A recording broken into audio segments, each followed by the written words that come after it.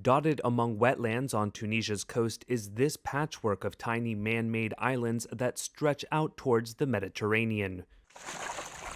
Shored up by sandbanks inside a lagoon, they are home to a centuries-old system of agriculture that climate change now threatens to wipe out.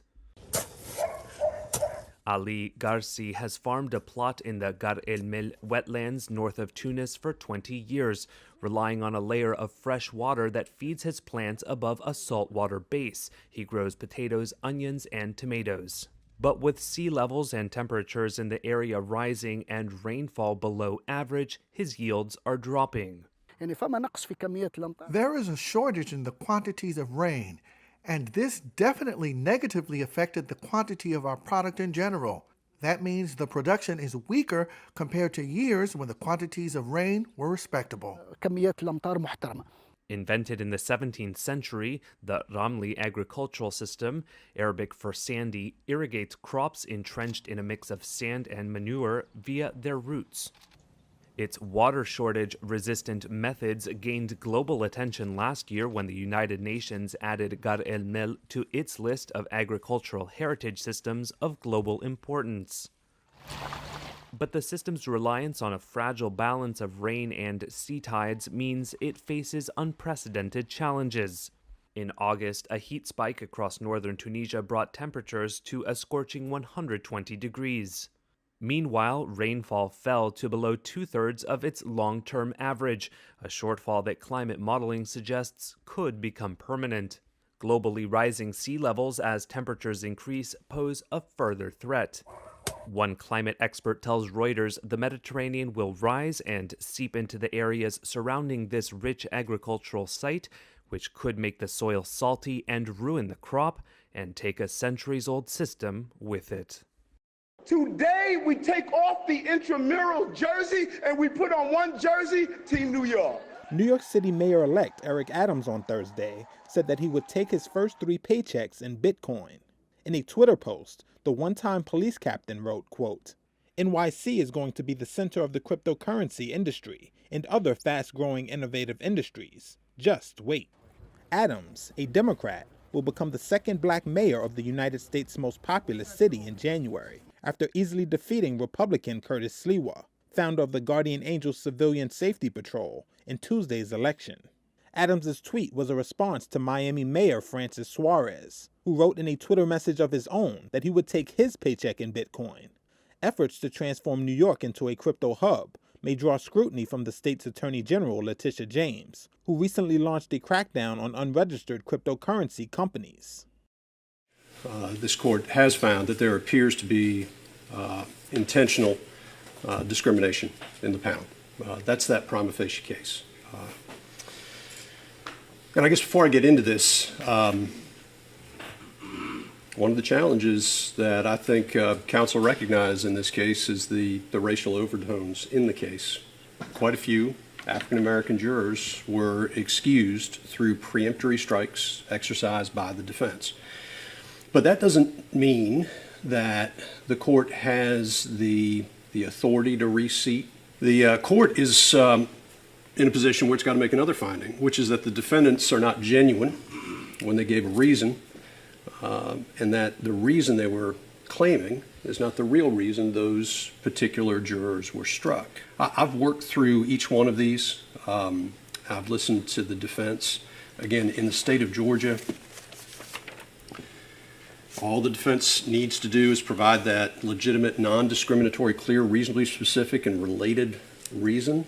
And the court is not going to place upon the defendants a finding that they are being disingenuous to the court or otherwise are not being truthful with the court when it comes to their reasons for striking these jurors. So because of that and because of, again, the limitations I think Batson places upon this court's analysis, I'm denying the motion. You know, as you sit here today, that he yelled the words F you, but the whole words, correct? Yes. Okay. What was the tone of his voice as he yelled that? Very angry. As he goes at Kyle Rittenhouse, correct? Correct. Richie McGinnis, a critical witness in the murder trial of Kyle Rittenhouse, said on Thursday that one of the men shot during protest in Kenosha, Wisconsin last year cursed and lunged for the defendant's military-style rifle before he fired. Well, I was behind Mr. Rosenbaum and McGinnis, chief video director of the Daily Caller, who was recording video in Kenosha in August 2020, could help bolster the defense's argument that Rittenhouse, then 17, feared for his life. In court on Thursday, McGinnis reenacted the scene when, he says, Joseph Rosenbaum yelled and advanced toward Rittenhouse. he's in a low position running, and then when he went for the front portion of the rifle, he lunged forward like that. Okay. I would say he was more like kind of in an athletic position, like you would if you were, like running as fast as you could. McGinnis has been seen as a crucial witness for the defense and the prosecution, which is trying to show that Rittenhouse used his weapon without justification. Rittenhouse, who is pointing his rifle at a 45-degree angle toward the ground, moved his weapon to the left, McGinnis said, in an effort to avoid Rosenbaum's grasp before firing. He never said, "I want your gun." Kenosha County Assistant District Attorney Thomas Binger then asked if that meant Rosenbaum was no longer a threat. McGinnis replied, They were extremely close, and so it's not clear to me what would have happened if those shots hadn't have been fired. Earlier on Thursday, the judge dismissed a juror because he told a joke about the shooting of Jacob Blake, a black man whose wounding by a policeman sparked protests in Kenosha last year. Rittenhouse has pleaded not guilty to multiple charges, including homicide, in the killing of 2 protesters and wounding of a 3rd during last year's unrest. A phrase once coined by Democrats back in the Bill Clinton era and later echoed by former President Donald Trump appears relevant again when it comes to drawing voters. You know, the expression from, I guess it was Bill Clinton, it's the economy, stupid. Well, it is the economy. According to a Reuters Ipsos poll out Thursday, Americans are increasingly turning their attention away from the pandemic and toward rising consumer prices and other economic areas, a shift that could favor Republicans in next year's midterm elections. While COVID-19 continues to claim more than 1,000 lives a day in the U.S., the survey showed the country's fixation on public health has faded since the beginning of the year. In October, just 12% of adults rated issues like the coronavirus as a top national priority, down from 20% in February. Meanwhile, a majority of Democrats, Republicans, and independents say that inflation is a very big concern. 73% of adults want leaders to focus on jobs and economic growth, with businesses struggling to find workers while millions remain unemployed. It's a dramatic shift in the political landscape in just 1 year. Joe Biden won the White House and Democrats won control of Congress last year on a campaign focused on the pandemic and Trump's handling of it. But what had been Democrats' top voter issue appears to be no longer top of mind.